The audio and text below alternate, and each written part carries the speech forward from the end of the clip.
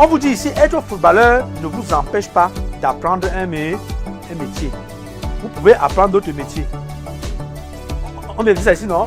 Vous pouvez apprendre d'autres métiers. Vous pouvez être même pendant la carrière, c'est-à-dire que vous êtes en activité, mais vous apprenez des métiers, vous faites une formation. Étant dans le joueur, vous êtes en carrière, mais vous apprenez. Parce que, regardez, depuis toute la journée, là, vous vous entraînez le matin à 8 h. N'est-ce pas? Après, vous vous entraînez encore le soir. En le temps, vous faites quoi?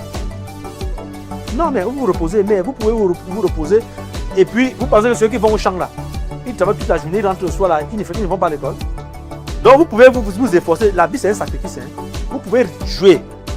Puisque l'entraînement dure peut-être 1 heure de temps, vous revenez, vous reposez un peu, même à 9 h, 10 h, vous partez faire 5 heures de cours. Il me faut partir vous entraîner. Ça permet d'apprendre un métier doucement, doucement.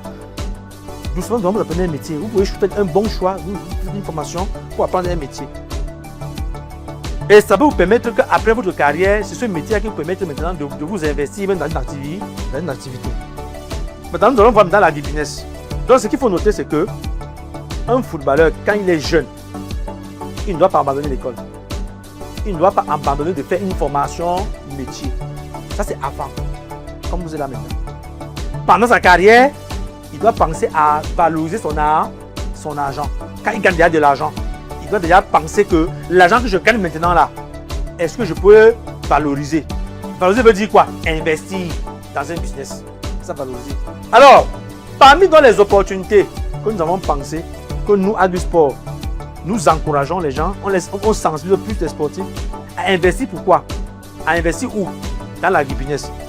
Alors, quelqu'un m'a demandé, mais pourquoi pas microfinance? Pourquoi pas le transport? Pourquoi pas?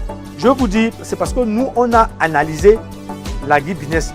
On a vu que c'est un domaine qui rapporte beaucoup d'argent. Mais on se rend compte que, généralement, vous n'aimez pas cette activité-là. Vous vous dites que l'agribusiness est salissant, que c'est pour les pauvres, que c'est pour les villageois et que ça nécessite trop d'efforts. N'est-ce pas? Parce qu'on voit vraiment que ceux qui vont au champ sont tous sales et ça prend trop d'efforts, trop de temps et trop d'énergie. Mais ce que vous ignorez, c'est que si on vous met sur pied, on vous explique vraiment comment on gagne l'argent dans l'agriculture, dans l'agribusiness, je vous dis, vous serez amoureux. Et je sais que parmi vous, il y a plein qui sont des papas, que les papas sont des agriculteurs, qui ne pas faire de l'élevage et savez ça qui papa nous a envoyé à l'école avec peu de capital. Donc imaginez qu'avec 2 millions, vous ne pouvez pas permettre à construire une maison, à vous envoyer à l'école et tout, en faisant peut-être l'élevage des porcs ou les poulets ou autre chose. Et imaginez que vous-même, vous y mettez des millions, des milliards. Imaginez ce que ça peut rapporter comme bénéfice.